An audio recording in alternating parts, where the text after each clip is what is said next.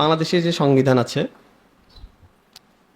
সংবিধান নিয়ে বন্ধু বান্ধবের সঙ্গে লম্বা সময় পুরো সংবিধান নিয়ে একটা কি হয়েছে, মৌলিকটা আর কি। আমি প্রথমে ভেবেছিলাম সংবিধানের ভিতরে আর কি থাকবে, মৌলিক মৌলিক কিছু বিষয় থাকবে। পরে যখন প্রত্যেকটা বিষয়ের আলাদা আলাদা দেখা হচ্ছে তখন দেখছি বিশাল, ওখানে ইয়ার ব্যাপারে, রাস্তাঘাটের ব্যাপারে কিছু নিয়ম কানুন, চিকিৎসার ব্যাপারে কিছু নিয়ম কানুন, তারপরে হলো সরকারি চাকরির কিছু বিধিবিধান, বহু কিছু। কথা কি বোঝাতে পারছি? এটা বাংলাদেশের সংবিধান কয় বছর ধরে লেখা হয়েছে? মানে বাংলাদেশের সংবিধানের বয়স কত? 50-60, এই তো। আল্লাহ সুবহান, এটা অনেক গুরুত্বপূর্ণ ব্যাপার। আল্লাহ সুবহানাহু ওয়া তাআলা যে দিনটা দিয়েছেন, এই দিনটা দিয়েছেন, আমি একটা আয়াত পড়ি। আল্লাহ সুবহানাহু ওয়া তাআলা বলেন, কুলনা বিতু মিনহা জামিআ, কুলনা বিতু মিনহা জামিআ ফাইম্মা ইয়াতিয়ান্নাকুম মিন্নি হুদা ফামান তাবিআ হুদায়া ফালা খাউফুন আলাইহিম ওয়ালা হুম ইয়াহজানুন। আদম আলাইহিস সালামকে আল্লাহ বলছেন, কুলনা বিতু মিনহা জামিআ, তোমরা সবাই যাও দুনিয়ায়। ফাইম্মা ইয়াতিয়ান্নাকুম মিন্নি হুদা, আমার পক্ষ থেকে হেদায়েত আসবে। ফামান তাবিআ হুদায়া ফালা খাউফুন আলাইহিম ওয়ালা হুম ইয়াহজানুন, যে আমার এই হেদায়েত, আমার এই দিক নির্দেশনাগুলো গ্রহণ করবে তার কোনো পেরেশানি নাই, না দুনিয়ায় না আখিরায়। এই যে দিক নির্দেশনা, এটা কখন থেকে শুরু হয়েছে? আদম আলাইহিস সালাম থেকে শুরু হয়েছে, চলছে চলছে চলছে চলছে। আমি যদি বলি আল্লাহ সুবহানাহু ওয়া তাআলা এই যে আসমান জমিন যে সৃষ্টি করেছেন, আল্লাহ সুবহানাহু ওয়া তাআলা মানে ফি সিত্তাতি আইয়াম, কয় দিনে? 6 দিনে সৃষ্টি করেছেন। কয় দিনে? 6 দিনে। 6 দিন মানে কি আমাদের মতো 6 দিন? আল্লাহ তাআলা কুরআনুল কারীমে আরেক জায়গায় বলছেন, ওয়া ইন্না ইয়াওমান ইনদা রাব্বিক কালফি সানাতিম মিম্মা তাউদ্দুন, তোমরা যে দিন গুনো, যে বছর গুনো, একদিন 1000 বছরের সমান। ওয়া ইন্না ইয়াওমান ইনদা রাব্বিক কালফি সানাতিন, 1000 বছরের সমান। তার মানে 6 দিন মানে কত দিন? 6 দিন মানে 6000 বছরে আল্লাহ সুবহানাহু ওয়া তাআলা এই পৃথিবী কি করেছেন। এরপরে আমি হযরত কারি তৈয়ব সাহেব রাহিমাহুল্লাহর একটা বক্তব্য, হাদিসটা আছে। উনি বলেন, যেভাবে আসমান জমিনের এই সৃষ্টি 6000 বছরের, আদম আলাইহিস সালাম থেকে রাসূল আরবি সাল্লাল্লাহু আলাইহি সাল্লাম পর্যন্ত এই নবী আসার এই ধারাবাহিকতা 6000 বছরের। কত কত? 6000 বছর ধরে এই দিন আসছে, চলছে চলছে। এর একদম পূর্ণ রূপ একদম কিয়ামত পর্যন্তর জন্য রাসূল আরবি সাল্লাল্লাহু আলাইহি সাল্লামের কাছে এসে এলান হচ্ছে, আল-ইয়াউমা আকমালতু লাকুম দীনাকুম ওয়া আতমামতু আলাইকুম নি'মাতি ওয়া রাদিতু লাকুমুল ইসলাম দীনা। আমি ইসলামের ব্যাপারে রাজি, এবং আল্লাহ সুবহানাহু ওয়া তাআলার ভাষায় পরিপূর্ণ করে দেওয়া হয়েছে, এবং 6000 বছর ধরে পরিপূর্ণ করা হয়েছে। এখন আল্লাহ সুবহানাহু ওয়া তাআলা পুরা পৃথিবীর মানব জাতির জন্য যে বিষয়টা পরিপূর্ণরূপে ঘোষণা করেছেন, এবং ধীরে ধীরে যখন যেমন লাগে এইভাবে করে করে পূর্ণ ঘোষণা করেছেন, ওখানে মানব জাতির কল্যাণকর বিষয়, মানব জাতির প্রয়োজন, এরকম কোনো কিছু বাদ পড়ছে বলে মনে হয়? হ্যাঁ, শুধু এই খেলাফা ব্যবস্থাটা কেমন হবে এটা শুধু কাফেরদের থেকে নিতে হবে, এটা শুধু বাদ আছে না। আল্লাহর ভাষায় যেটা পরিপূর্ণ, ওটার ভিতরে কোনো কিছু ঢোকানো বাড়ানোর সুযোগ আছে? আমি যে মনে করছি বর্তমান জামানায় বাংলাদেশের ভৌগোলিক অবস্থা, পাহাড় পর্বত যেহেতু নাই, বা আফগানের মতো যেহেতু না, আমি আবার লড়াইয়ের কথা বলছি না, মানে শরিয়া পুরা পৃথিবীর জন্য উপযোগী, শরিয়া পুরা পৃথিবীর জন্য উপযোগী, এবং পুরা পৃথিবীর জন্যই আদেশ দেওয়া হয়েছে। এখন যদি আমরা মনে করি বাংলাদেশের প্রেক্ষাপট ভিন্ন, বাংলাদেশের জন্য অবস্থাটা এমন না, তো বাংলাদেশের জন্য আলাদা নবী পাঠানো লাগতো, অথবা ইয়াতে থাকতো, সুন্নাতে থাকতো যে আরবদের জন্য এই এই বিধান, বাংলাদেশের জন্য এই এই বিধান, উপমহাদেশের জন্য এই এই বিধান, এরকম থাকতো। আছে নাকি? তাহলে আমি কেন নিজের মতো করে কি করছি, দিনের বিষয়গুলোকে মনে করছি এই জামানার উপযোগী না, অতএব এই জামানায় তো মনে হয় বেশি গণতন্ত্রটা বেশি, বা সেকুলারিজমটা বেশি উপযোগী এমন মনে করছি, বরং আল্লাহ সুবহানাহু ওয়া তাআলা বান্দাকে যা যা আদেশ দিয়েছেন, বান্দা সবগুলো করতে সক্ষম কি সক্ষম না? আমি একটা উদাহরণ দিই। সাধারণত পিতা 10 বছরের সন্তানের মাথায় 1.5 মনের একটা বোঝা চাপিয়ে দিয়েছে। ওই ছেলে কি পারত? ছেলে যখন পারবে না, মানুষ বকা ছেলেকে দিত না পিতাকে? কারণ পিতার সক্ষমতা, এই বাচ্চার ছেলের সক্ষমতা নাই, তারপরও আল্লাহ কি দিছে? চাপিয়ে দিয়েছে। মানে তারপরও পিতা চাপিয়ে দিয়েছে। বাস্তবে তো 10 বছরের ছেলের 1.5 মনের বোঝা নেওয়ার তো সক্ষমতা নাই, আছে? তাহলে দোষটা কার?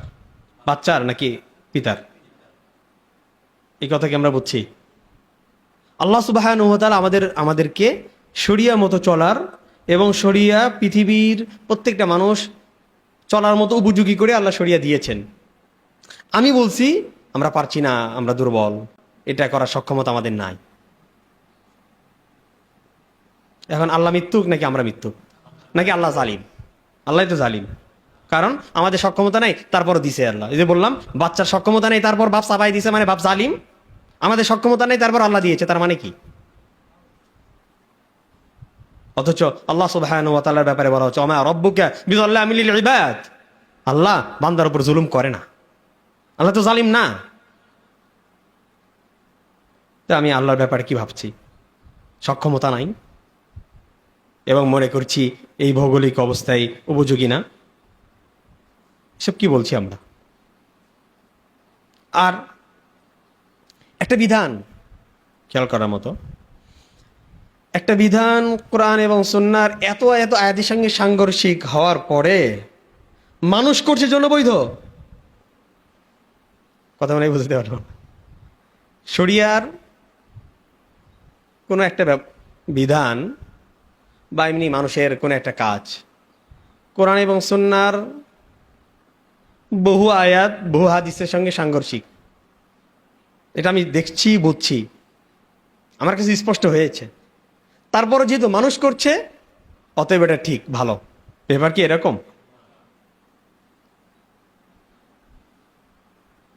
আমি স্বাভাবিক একটা বলি, আমাদের অনেক ভাইরা এটা বলেন যে বাংলাদেশের মানুষ তারা কি গণতন্ত্রের এত গভীরতার ব্যাপারগুলো বোঝে কিনা?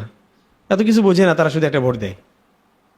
ভালো কথা, একটা সমস্যা নাই, তারা কিছু বুঝুক না বুঝুক, কিন্তু এই বিষয়টা তারা বুঝে কিনা বা আমি বুঝি কিনা, আমাদের অনুধাবন এটা আসে কিনা যে গোপালগঞ্জে একজন আলিম দাঁড়িয়েছেন এবং একজন স্বাভাবিক মানুষ দাঁড়িয়েছে। আলিম যিনি দাঁড়িয়েছেন তাকে 100 জন বড় বড় আলিম ভোট দিয়েছে। কতজন? 100 জন বড় বড় আলিম, গোপালগঞ্জের বড় বড় আলিম ভোট দিয়েছে। আর একজন সাধারণ মানুষ যিনি দাঁড়িয়েছেন তাকে 101 জন একদম আম মানুষ, আমি তাদেরকে ছোট করছি না, এমনি জনসাধারণ যে আলিম না, ভোট দিয়েছেন 101 জন। কে জিতবে? কে জিতবে? যে 101 জন আওয়ামের ভোট পেয়েছে সে জিতবে না? এই তো নাকি? এখানে আমি আলিম এবং জাহিলকে এক করেছি নাকি আলিমকে সম্মান বেশি দিয়েছি? আমি এবার কুরআনুল কারীমের আয়াত পড়ি। আল্লাহ সুবহানাহু ওয়া তাআলা বলেন, ইরফাইল্লাহুল্লাযীনা আমানু মিনকুম ওয়াল্লাযীনা উতুল ইলমা দারাজাত। ইরফাইল্লাহুল্লাযীনা আমানু মিনকুম, যারা ঈমান এনেছে তাদের তো মর্যাদা আছে, ওয়াল্লাযীনা উতুল ইলমা, আর যাদের ইলম দেওয়া হয়েছে দারাজাত, অনেক বেশি মর্যাদা। এখানে কি সমান আলিমকে মর্যাদা দেওয়া হয়েছে? আরেকটা আয়াত পড়ি। আল্লাহ সুবহানাহু ওয়া তাআলা বলেন, কুল হাল ইয়াস্তাবিল লাযীনা ইয়ালামুনা ওয়াল লাযীনা লা ইয়ালামুন, যে জানে আর যে জানে না তারা কি সমান? এই আয়াতের সাথে মনে হয় মিল হয়ে গেছে না আমরা যে উদাহরণটা দিলাম, নাকি এই আয়াতের সঙ্গে সাংঘর্ষিক? আল্লাহ সুবহানাহু ওয়া তাআলা আরো বলেন, কুল হাল ইয়াস্তাবিল আমা ওয়াল বাসীর, কুল হাল ইয়াস্তাবিল আমা ওয়াল বাসীর। যে চোখে দেখে আর যে চোখে দেখে না, দুইজন কি সমান? আল্লাহ এখানে আলিমকে চোখে দেখে আর যে দেখে জাহিল তাকে চোখে দেখে না হিসেবে কি করেছে? তুলনা করেছে। ওয়ালা দিল্লু ওয়ালাল হারুর, ছায়া আর রোদ কি সমান? এখানে আলিম এবং জাহিলকে যে আমি সমান ধরলাম, এই আয়াতগুলোর সাথে সংঘর্ষ না? শুধু একটুগুলো তাও হইতো। আল্লাহ সুবহানাহু ওয়া তাআলা বলেন, আমি আয়াতে পারার আগে কথাটা বলি, সেটা হলো যে একজন আলিম দাঁড়িয়েছে, তাকে ভোট দিয়েছে হলো 50টা পুরুষ। আরেকজন দাঁড়িয়েছে, তাকে 51 জন নারী ভোট দিয়েছে। জিতবে কে? এখানে নারী এবং পুরুষের ভোট মতামতকে সমান ধরা হয় নাই? সমান ধরা হয়েছে না? কুরআনুল কারীম কি বলে? কুরআনুল কারীম বলে, ওয়াস্তাশহিদু শাহিদাইনি মির রিজালিকুম ওয়াস্তাশহিদু শাহিদাইনি মির রিজালিকুম ফাইন লাম ইয়াকুনা রাজুলাইন ফারাজুলুন ওয়া ইমরাআতানি মিম্মান তারদাউনা মিনাশ শুহাদাই আন তাযিল্লা ইহদাহুমা ফাতুযাক্কিরা ইহদাহুমা আল-উখরা। বলছে তোমরা সাক্ষী ইত্যাদি মতামত এগুলো পুরুষদের থেকে নিবা। যদি পুরুষ না পাও, দুইজন পুরুষের থেকে নিবা।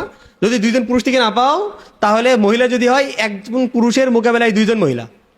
এখানে মতামতের ক্ষেত্রে 50% সমান ধরা হয় নাই, কিন্তু কুরআনুল কারীম কি তাই বললো?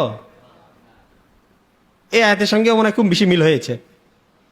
এই যে আমরা যারা ভোট দিয়েছি বা যারা ভোটে দাঁড়িয়েছে, তারা মনে হয় এই আয়াতগুলোর সঙ্গে কিভাবে ব্যাখ্যা করেছে আমি জানি না। আল্লাহ সুবহানাহু ওয়া তাআলা আরেক জায়গায় বলেন, ওয়ালিরিজালি আলাইহিন্না দারাজা, ওয়ালিরিজালি আলাইহিন্না দারাজা। পুরুষের মহিলাদের উপর আলাদা মর্যাদা আছে, আলাদা কর্তৃত্ব আছে। আরেক আয়াত আল্লাহ সুবহানাহু ওয়া তাআলা বলেন, আর রিজালু কাওয়ামুন আলান নিসা, আর রিজাল কাওয়ামুন আলান নিসা। পুরুষরা মহিলাদের উপর কর্তৃত্ববান। তার মধ্যে দুইজন সমান। এখানে যে ভোট যে সমান করছে না, এগুলো আয়াত চোখে পড়ার দরকার তো নাই। যেহেতু মানুষ করছে, বেশি মানুষ করছে, অতএব এটা ভালো। আর একটু দেখি আমরা, একজন আলিম দাঁড়িয়েছে, তাকে ভোট দিয়েছে হলো 100 জন মুমিন। আরেকজন দাঁড়িয়েছে, তাকে ভোট দিয়েছে 101 জন কাফির। জিতবে কে?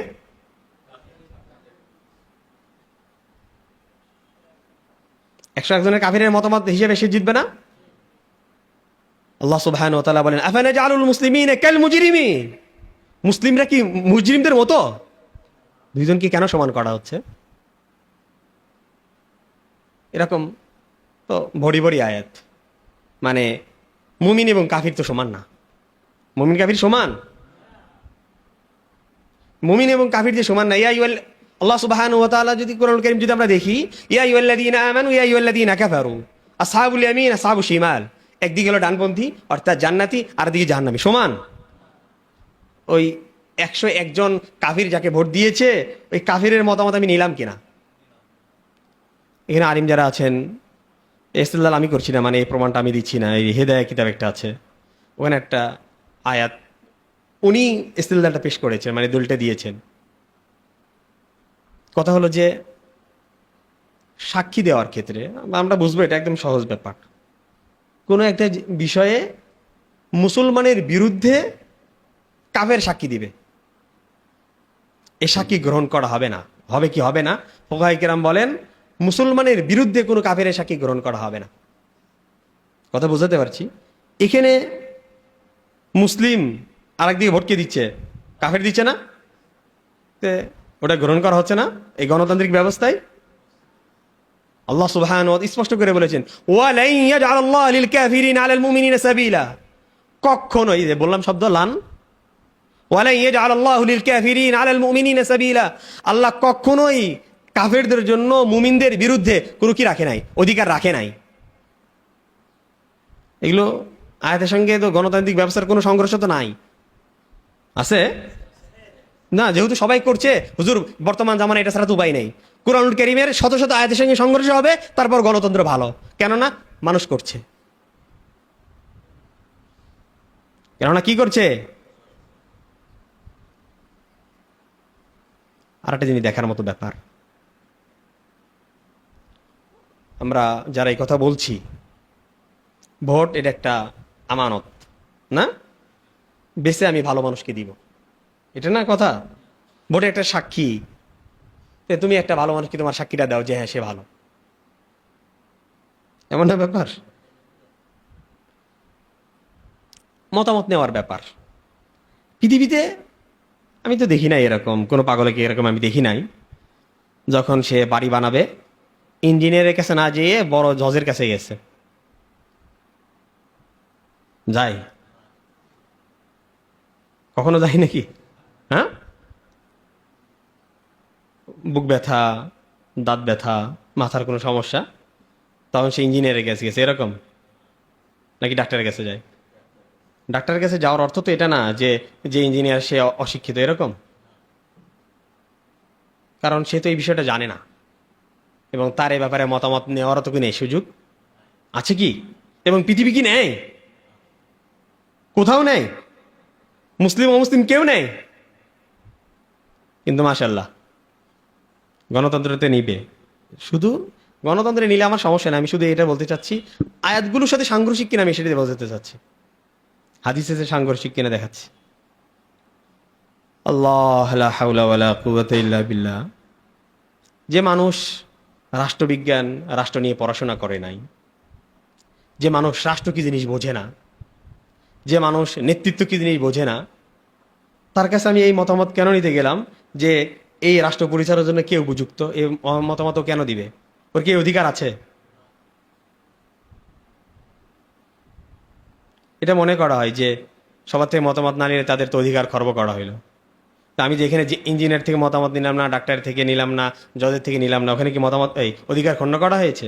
এখানে এসে কথা কেন আসে যে অধিকার খণ্ড করা হয়েছে? হাদিসে কি বলা হয়েছে?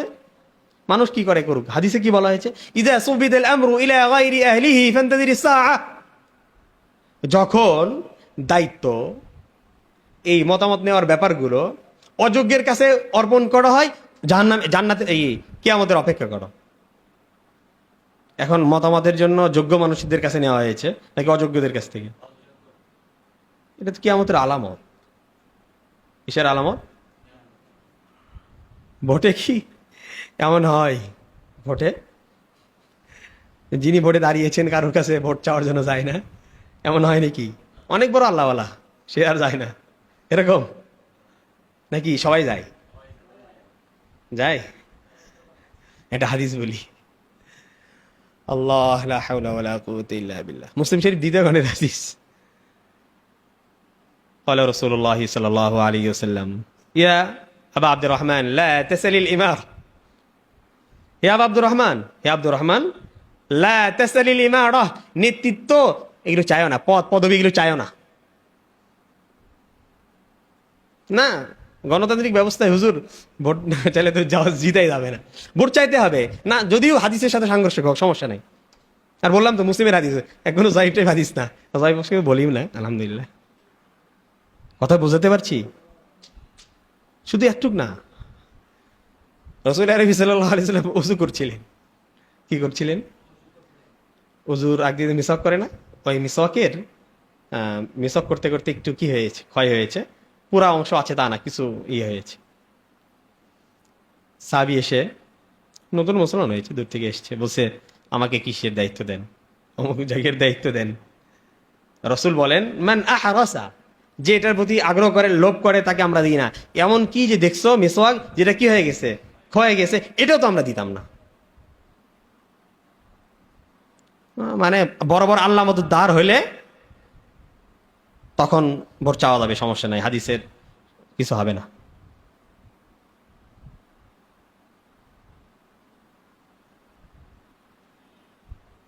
না, আমি এই শব্দটা উড্র করে নিলাম, থাক, মানে আমি আমাদেরকে বলছি।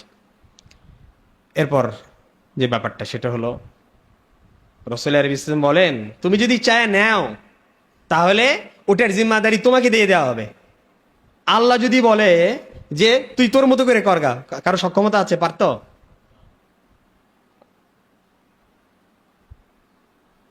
তারপরও গণতন্ত্র খুব ভালো জিনিস।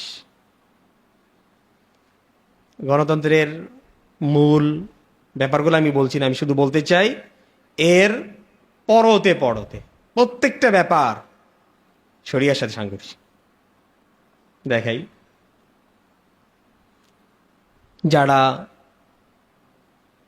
সংসদে যান তারা আইন বানায় না? আইন বানায় না? আইন বানাই জন্যই তো ওদেরকে সাংসদ বলা হয় না।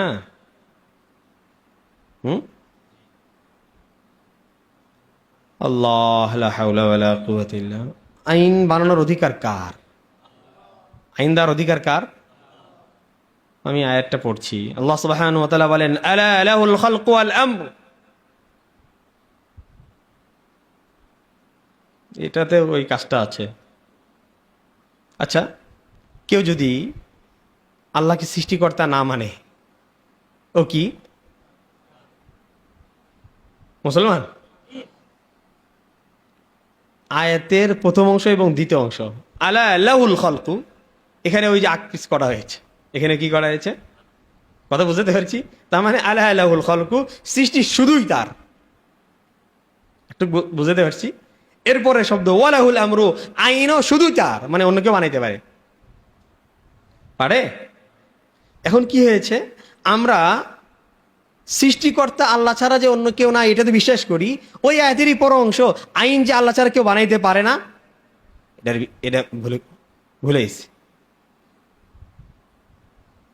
একটু ভুলে তো আল্লাহ সুবহানাহু ওয়া তাআলা এর থেকে আরো স্পষ্ট করে বলেছেন, আল্লাহ ওমান লাম ইয়াহকুম বিমা আনজালাল্লাহ ওমান লাম ইয়াহকুম বিমা আনজালাল্লাহ।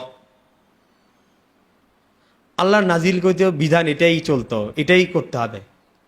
নিজের আইন দিয়ে কোনো কিছু করা হবে না, নিজের আইন দিয়ে ফাইসালা করা হবে না। আল্লাহ সুবহানাহু ওয়া তাআলা বলেন, ইনিল হুকম ইল্লা লিল্লাহ, আইন শুধু আল্লাহ।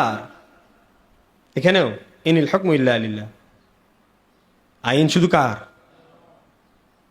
আর আইন তো বানাচ্ছে ওরা। তারা কি কথা বলে নাকি যে ইয়ে করবো না, সুন্নার আমরা আমাদের মতো করে বানাবো না, এরকম এরকম বলে?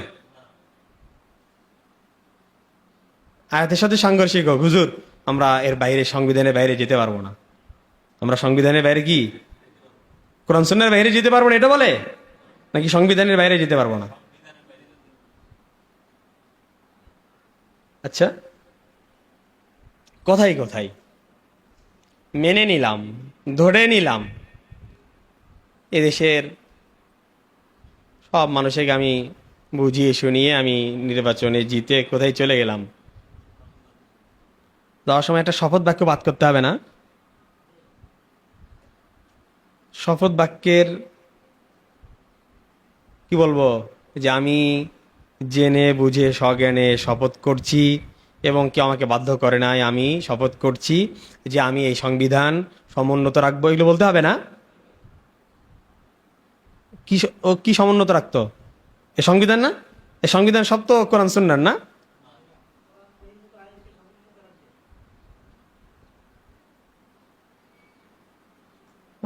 ওলামায়ে কেরাম আছেন, আমি বলি একটু। ফতোয়ার একটা গ্রন্থ আছে বাহরুর রাইক, বাহরুর রাইকের ভিতরে কুফর কখন করা যায় কোরআন কারীমের ভিতরে বলা হয়েছে, ইল্লা মান উকরিহা ওয়া কলবুহু মুতমাইনুন বিল ঈমান। যদি বাধ্য করা হয় তখন কুফর, কালেমায়ে কুফর বিশ্বাস না করে মুখ দিয়ে বলা যায়। কথা বুঝতে পারছি? কালেমায়ে কুফর বিশ্বাস না করে শুধু মুখ দিয়ে একটু বলা যায়। কখন? বাধ্য হইলে।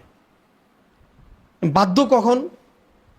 হুজুর আমার তো 50,000 টাকার একটা চাকরি আছে, ওখানে সইটা না দিলে তো আমার চাকরিটা থাকতো না, কিন্তু সইটা তো কোরআন সুন্নাহর খেলাফ, ওটা তো কি করা যায়?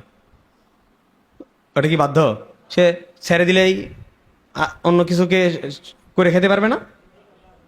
ওটা কি তাহলে বাধ্যের ভিতরে ধরা হবে? আচ্ছা, বাধ্য বাস্তবতাই বাধ্য কখন ধরা হবে? এই বাহরুর রায়কের ভিতরে ইকরার একটা অধ্যায় আছে, ওই অধ্যায়ের ভিতরে লেখা হয়েছে, যদি কাউকে বলা হয় তুই যদি কুফর না করিস তাকে সারা জীবন জেলখানায় রেখে দিব, বলছে সারা জীবন জেলখানায় রেখে দিলেও এটা বাধ্য হিসেবে ধরা হবে না, সারা জীবন জেলখানায়। এবং তাকে হত্যার হুমকি দিচ্ছে, তবে যে হুমকি দিচ্ছে তার ব্যাপারে আমি জানি ওই হত্যা করার সক্ষমতা নাই, এটাও বাধ্য হিসেবে গণ্য করা হবে না। বাধ্য হিসেবে গণ্য করা হবে কোনটা? বলছে অঙ্গ প্রত্যঙ্গ একদম কেটে ফেলা আর মেরে ফেলা। সংসদ সদস্যদেরকে তো মানে বন্দুক দিয়ে নিয়ে দেওয়া হয়েছে না? হ্যাঁ, বন্দুক দেখে নিয়ে দেওয়া হয়েছে নাকি লাখ লাখ টাকা খরচ করে ওই কুপুরি সংবিধান শপথ করার জন্য যাচ্ছে যে বাধ্য করে? ওই সংবিধানের শপথ কি করে নিত?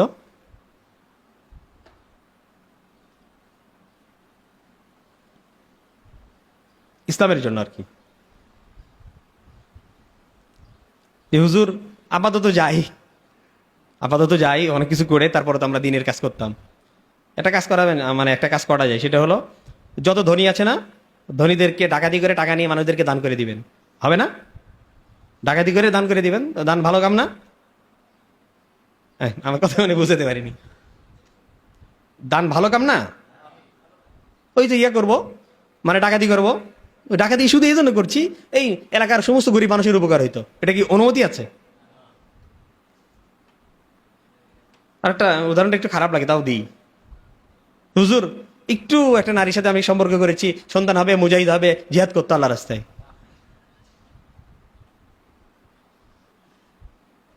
বৈধ আছে নাকি? এখানে কোন যুক্তিতে কথা বলে যে আমরা এখন আপাতত কুফর করি, এখন আপাতত অন্যায় কাজগুলোতে সমর্থন করি, আপাতত এই গুণাগুলো করি, আপাতত কাফেরদের এগুলো মেনে নিই, এরপর দিন কায়েম করতাম? আল্লাহ কি ওকে দিন কায়েমের দায়িত্ব দিয়েছে নাকি নিজে ইসলামের উপর চলার কথা বলেছে? যে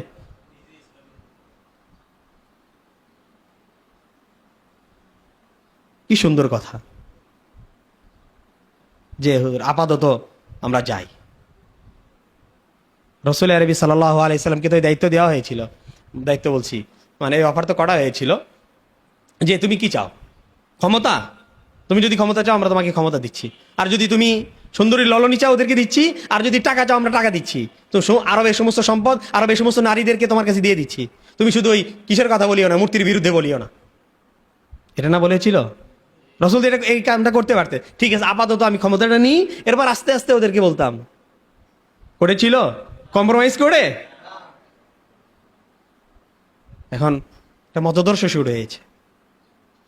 আরো আশ্চর্যজনক ব্যাপার, যে গণতন্ত্র, যে কুফুরি ব্যাপারটা, যে কুফুরি মতবাদটা খেলাফা ধ্বংসের জন্য করা হয়েছে এবং ওর মাধ্যম দিয়ে খেলাফা ধ্বংস করা হয়েছে, ওই পথ আমি বেছে নিয়েছি খেলাফা বাস্তবায়নের জন্য।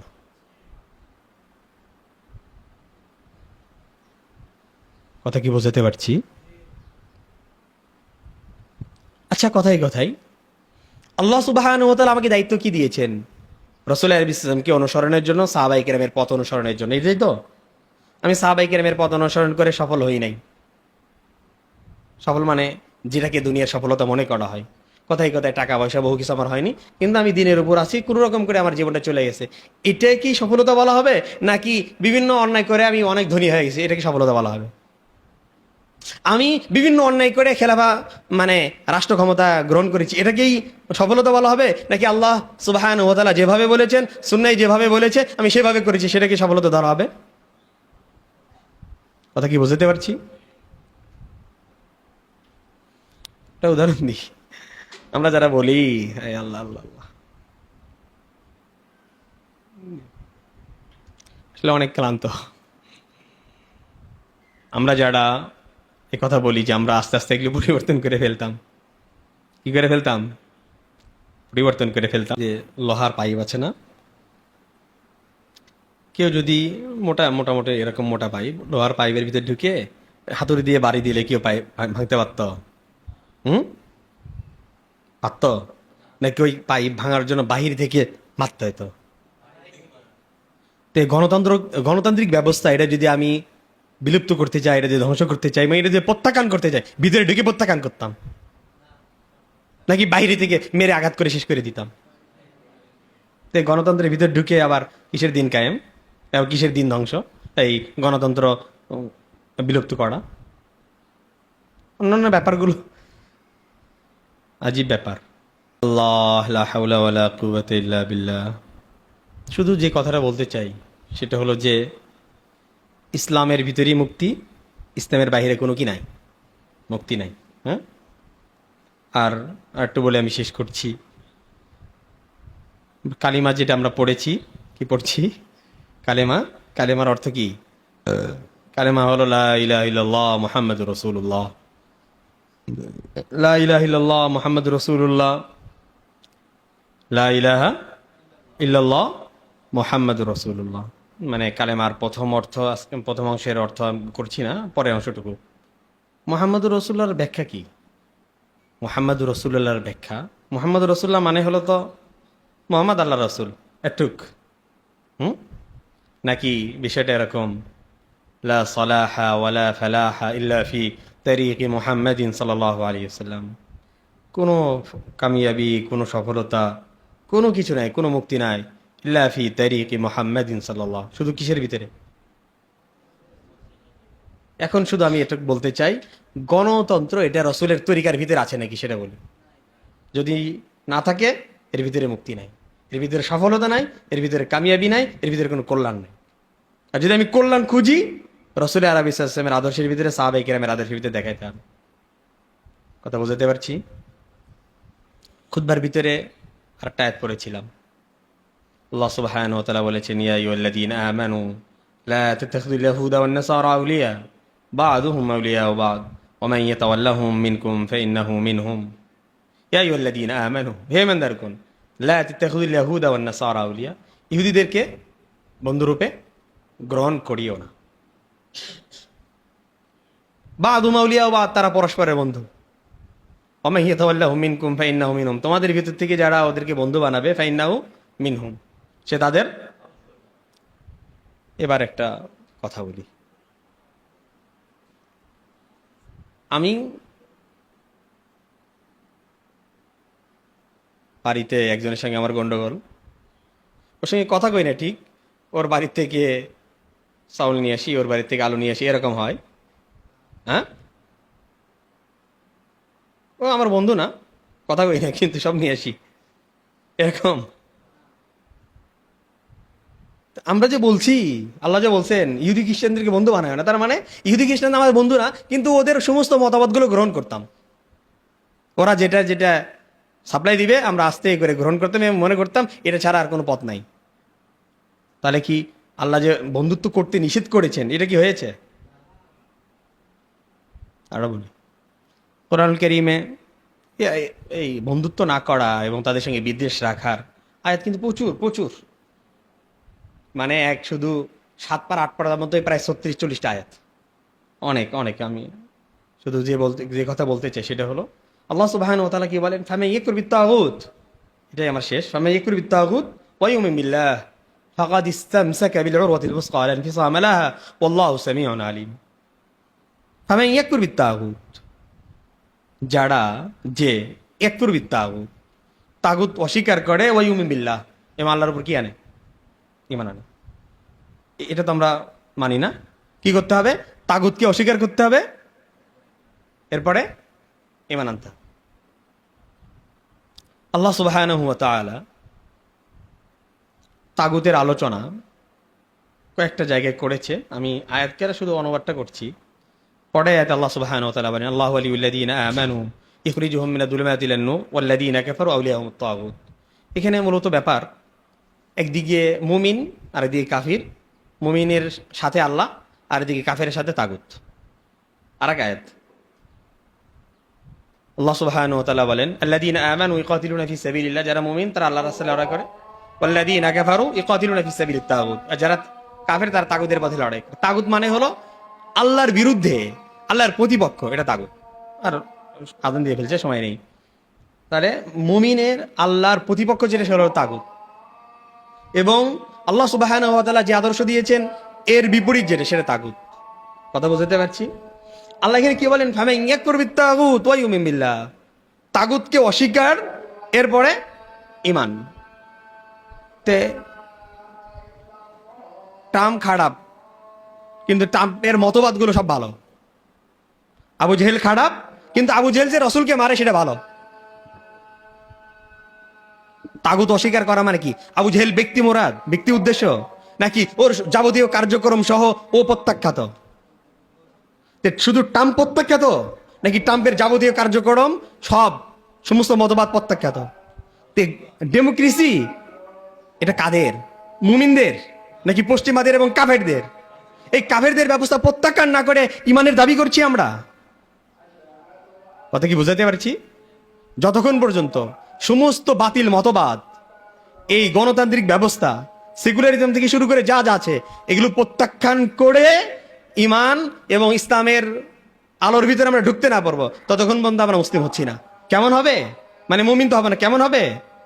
এই কতগুলো এসছিল রাসূল আরবি ইসলামের কাছে, মানুষ এসছিল, মানে আরব বিদুইন, নতুন মুসলমান হয়েছে, এখনো ভিতরে ইসলাম ঢোকে নাই, এসে বলছে আমরা মুমিন হয়েছি, ইমান এনেছি।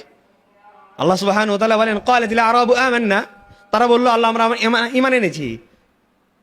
আল্লাহ সুবহানাহু ওয়া তাআলা রাসূলকে বলেন কুল্লাম তুমিনু, তুমি বলো তোরা ইমান আনিস নাই, ওয়ালাকিন কুলু আসলামনা, বলো আমরা ইসলাম আপাতত শুধু উপর দিয়ে হয়েছে। ওয়ালাম্মা ইয়াদখুলুল ঈমানু ফি কুলুবিকুম, ঈমান তাদের কলবে ঢুকে নাই। ঈমানের দাবি তো হইতে পারে যে আমরা মুমিন, ঈমানের জন্য করছি, ইসলামের জন্য করছি, দাবি হইতে পারে। এই দাবি সত্যায়নের জন্য কুফর তাগুত অস্বীকার করে তারপর ঈমান আনতে হবে। এখন আমরা দেখি কুফর আমি অস্বীকার করি কিনা, কুফরি মতবাদ অস্বীকার করি কিনা। কুফরি মতবাদের ভিতরে কল্যাণ কামনা করলে ওটা কি অস্বীকার করা হয়? আল্লাহ সুবহানাহু ওয়া তাআলা কুফরি মতবাদ, বিশেষ করে এই গণতান্ত্রিক ব্যবস্থা, গণতন্ত্র, এগুলো প্রত্যাখ্যান করে পরিপূর্ণরূপে ইমানের ভিতরে আসার আমাদেরকে তৌফিক দান করেন। এই কথাটা না বললেই না। গণ মানে কি? গণ মানে জনগণ না? তন্ত্র মানে কি? আইন না? গণতন্ত্র মানে কি? জনগণের আইন, মানুষের তৈরি আইন, এটা না? এটা শব্দটাই ভয়ঙ্কর শব্দ। আল্লাহ সুবহানাহু ওয়া তাআলা বলেন ফাহকুম বাইনাহুম বিমা আনজালাল্লাহ, আমি যেটা নাজিল করেছি সেই অনুযায়ী ফয়সালা কর, সেটা অনুযায়ী চল। আমি কি বলছি? গণতন্ত্র প্রতিষ্ঠা করতাম পৃথিবীর, গণতন্ত্র নাই জন্য অশান্তি নাই। গণতন্ত্র প্রতি মানে মানুষের আইন প্রতিষ্ঠিত করতাম। আল্লাহ বলেন আমার আইন প্রতিষ্ঠা করতে, আর আমি বলছি মানুষের আইন প্রতিষ্ঠিত করতাম। মানে মানুষকে আমি আল্লাহর সমকক্ষ করছি। তারপরও গণতন্ত্র খুব ভালো জিনিস, খুব ভালো না? তাছাড়া তো পৃথিবী নাকি চলে না, এটা ছাড়া বর্তমানে বাংলাদেশে নাকি চলা যায় না। আল্লাহ সুবহানাহু ওয়া তাআলা গণতন্ত্র এর মূল ব্যাপারগুলো আমাদেরকে বোঝার তৌফিক দান করে। ওয়া আখিরু দাওয়ানা আলহামদুলিল্লাহি রাব্বিল আলামিন।